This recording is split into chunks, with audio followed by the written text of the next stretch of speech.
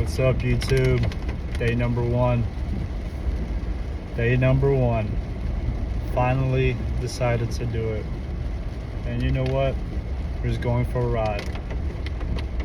So you might ask, why am I shooting my first YouTube video? Just like many other people are around the world that love YouTube.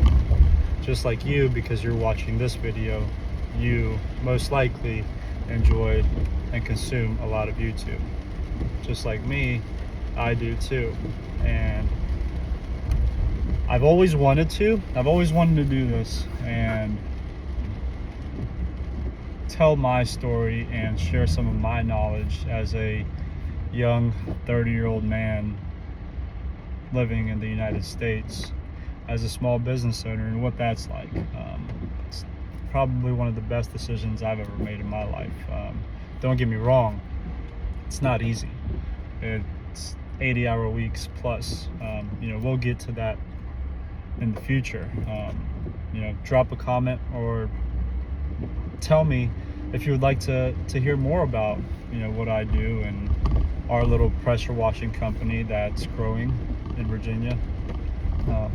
But yeah, man, I found myself in this realm of life as a 30-year-old man that isn't getting the full fulfillment that I feel like I deserve. And even though this might be weird talking to a camera, it feels natural. It feels like I'm talking to myself and expressing my feelings, because nowadays you really don't have many people to express your feelings, to hear yourself out and get you through life. It could be a lot worse, but it could be a lot better. And one of my biggest goals and things that I strive to do is to be, 1, a great man, 2, to be a great neighbor, 3, to spread good, positive energy, vibes, and do it with your heart wholeheartedly.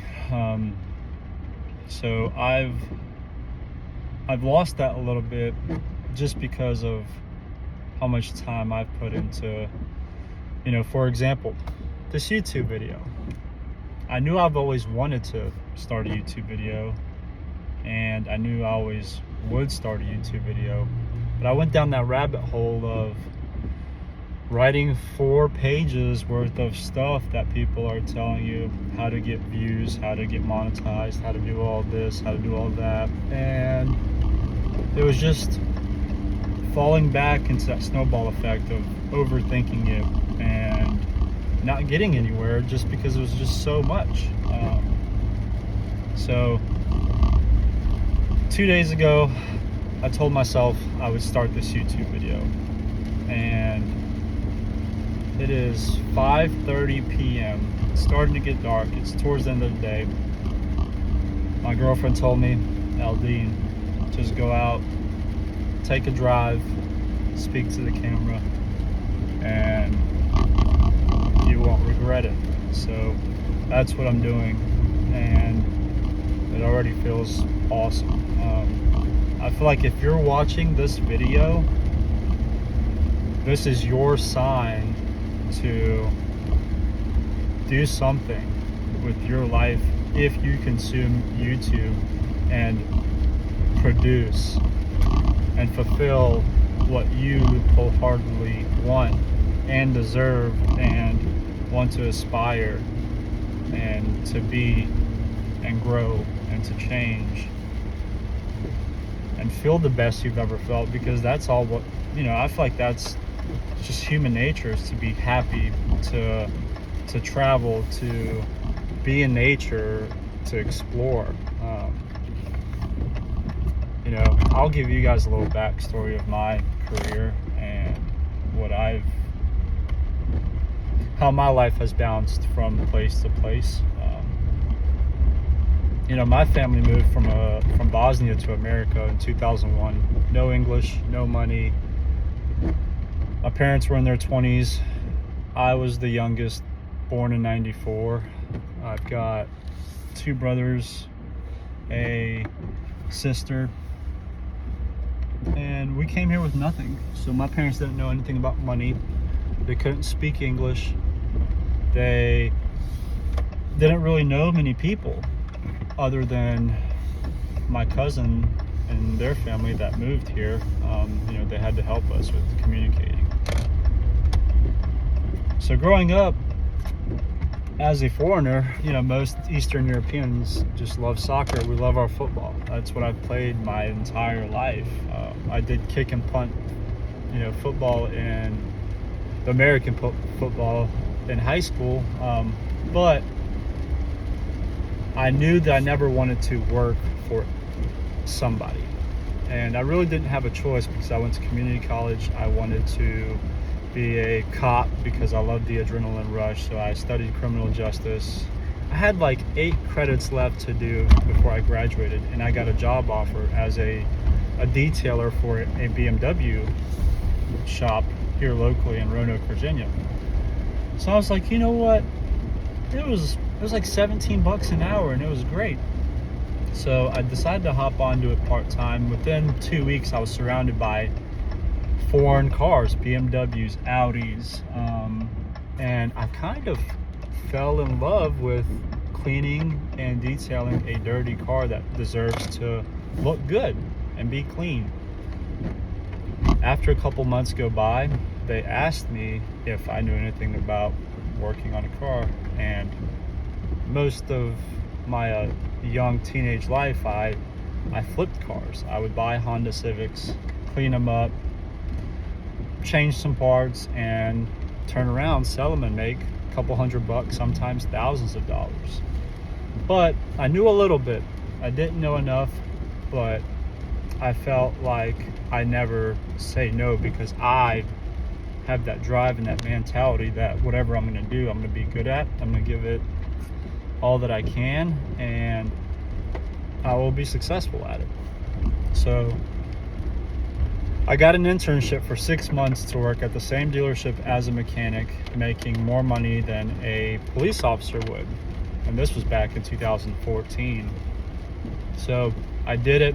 They sent me to training school, and honestly, I never looked back. I love turning wrenches and working on BMWs, which to this day are my favorite cars. They're one of my hobbies that I've had to let go because I have gotten older, and to start a business and not be in so much debt, kind of had to make those decisions happen. So there's a lot of time for us. Sometimes you just have to sacrifice the pleasure for things that you just have to do. After becoming a mechanic and turning wrenches for about 4 years, our dealership got sold to another company, and they brought in new management. And as a young tech, you turn hours by basically turning wrenches. You don't get paid by the hour, you get paid essentially commission. The more hours you turning wrenches, the more money you would make. But being the youngest mechanic there, the service advisors would give most of the tickets to the people that have been there the longest because of the trust. So I had a more free time than I would like after being there for a couple of years. So I decided to leave and go to a desk job that my younger brother had been doing for 2 years. And he was making 6 figures. I couldn't believe it, collecting debt. So I was like, you know what? I'll grind this out, make good money before I start something myself. So I did that all the way up until COVID. They sent us home. I was at a computer looking at the screen, and I found myself watching a lot of YouTube in my free time, and I wasn't focused. And I ran across pressure washing and or soft washing, window cleaning, that whole aspect of that business. So for about 2 months, I studied it, wrote down what I what the profit margins were, what the ROI was, and how much it would cost to start something up with the right proper equipment, just so I didn't have that downtime and could provide the best service as efficiently as possible. And it was like 15 grand. I was like, you know what? I've got 15 grand saved up. One of these companies that built these setups basically would drive and they would put them on a skid into the bed of your truck. And it was in Alabama. It was like a 12-hour drive. And I didn't have a truck at the time. So I went on Facebook Market and I found a 2006 F350 6.0, 160,000 miles, sitting at the dealership. It was in mint condition. They wanted 10 grand for it, but it was not running.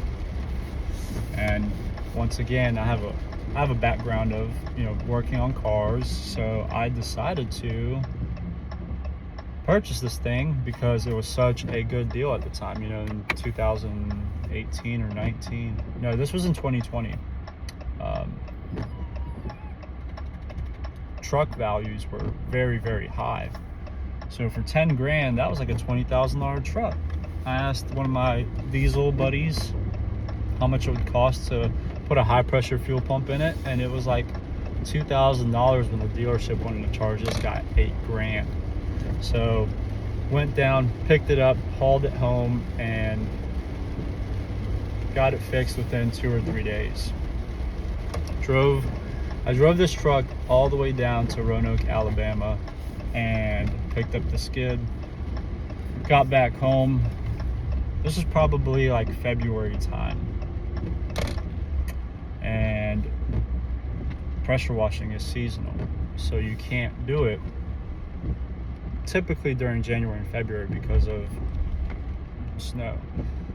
So I had to wait, and March came around. I was still working for this debt collection company, and finally we had a nice day.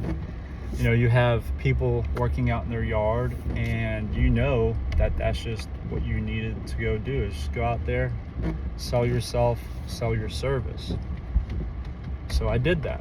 Got my first customer. This old man we'll say he was a young gentleman that was working out in his yard. And I was like, man, his roof is filthy. He has all those black streaks, all that mold and algae growing. So I went, stopped, and asked him how his day was, educated him on what was going on with his roof, told him that I had just started this business. He would be my first customer if he allowed me to do it that day. And guess what? You wouldn't believe it. Something that would cost about $800 or $900 to do now, I charged him $200. That was just cost of chemicals at the time. And within 3 hours, his roof looked brand new. And that fulfillment and that success just drove me. From that day on, I never looked back. I ended up leaving that full-time job to pursue pressure washing. And then last year in August, I had ACL and meniscus surgery on my left knee. Originally tore my ACL from playing basketball, and then secondly tore my meniscus because I didn't get surgery on my ACL, pulling high pressure hose across my body. And that was basically my sign to get surgery done, or else this is just going to keep happening, and I've got to stay fit and healthy. Luckily at the time I had hired my first employee, my greatest employee, my best asset right now, Serena. She is awesome. She's 23 and has the drive of a 23-year-old young man. It's really cool. But yeah, so I tore my ACL. I tore my ACL and my meniscus, and I can't really spend my free time playing sports and playing basketball and soccer in my free time. And I loved YouTube, and I consumed so much of it. But I found myself in this rabbit hole of consuming so much YouTube when I forgot about my dream and my passion of the things that I wanted to do. You know, and I feel like this is probably the hardest part, is just starting and talking. I know I'm rambling on, but realistically, this is what my last 10 years of an adult have come to be, and I know that there's more, and I strive for more, and I know I will have more and feel that, because 95% of the time I'm one of the most positive people you ever meet. I always have a smile on my face. I believe in good karma and treating others the way you want to be treated. I believe that more than anything, honestly, just because you attract what you are and what you do. So if I'm going to treat somebody well and have a smile on my face, and if I need something, I'm going to get that same in return. So, this is, man, I don't know exactly what I'm going to do with it. I love my business. I love being an entrepreneur. I really believe that most of your life should be spent on yourself and the things that you love to do. And as a small business owner, unfortunately, you spend a lot of time working, but you get to do it for yourself. You get to learn all these things that you weren't taught in school. Heck, I didn't know how to start an LLC, open up a business bank account, hire a CPA, all the bookkeeping, and so much more. And honestly, first 2 years of business was just me learning those things and just going out there and grinding. Just because I didn't have anybody to look up to, or that ran a business and could show me the footsteps. So I've learned so much, and I have so much knowledge in starting a business and running it. But then again, I have this odd spiritual feeling that my true talent is spreading positivity and joy across the world, to viewers like you, because we all deserve to be happy. We all deserve to not be stressed out. We all deserve to do what we want to do and feel safe and not feel like we're making a mistake because of judgment, because of anxiety, because of what somebody else is going to say. And most of the time you look around and there isn't many interactions. People are on their phone constantly, and it's just like this completely different life that we've unfortunately been handed the past 10 or 15 years because of technology. Don't get me wrong, technology is great when used right and spread the right way, but just like it is not. It's absolutely terrible. Gosh. But yeah, we're all going through something. We all want to be better. I want to be better, and I'm curious what your thoughts are on how I might be able to help you through this process and help myself through this process, because I'm just starting. I don't know what I'm doing as far as YouTube goes. I'm just talking to the camera and rambling on and on and on. But it's gonna be a fun, exciting journey wherever the road may take us. I'll be in the driver's seat. Always am. I'm more comfortable in the driver's seat. I don't know about you guys, but it's different when you're in the passenger seat, especially in your own vehicle. So if you put that analogy to yourself, I'm in the driver's seat. This is my ride. I'm not gonna feel best if I'm listening to somebody else's judgment, or if I'm supposed to have my turn signal on, or if I'm supposed to wait 5 seconds at a stop sign. Like, if I want to wait 1 second, I'm gonna wait 1 second. Don't get me wrong, I'm gonna stop most of the time, but you know what I mean. So yeah, this is exciting. I look forward to talking to you guys, interacting, and